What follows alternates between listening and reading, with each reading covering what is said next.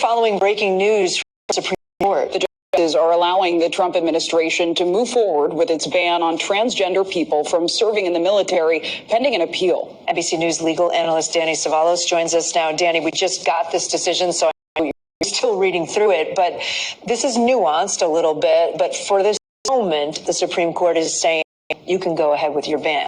Exactly. And this wasn't much of a surprise because almost the same thing happened back, you may remember, in 2018 during the first Trump administration.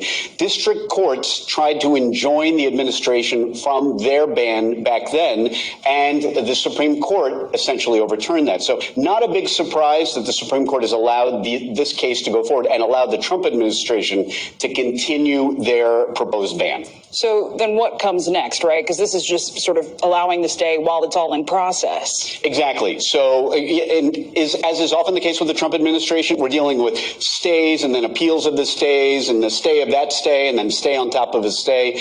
And it takes a long time to actually get to the merits. So all that happens now is that the Trump administration is allowed to go forward with the ban until this case is decided on the merits. It will likely go next up to the Ninth Circuit Court of Appeals over on the West Coast, and then there almost as with the Trump administration issues, it will be the Supreme Court. But just the reality of this, what does it mean for someone who may be transgender serving right now in one of the armed forces? Does that mean that right now they could be asked to leave?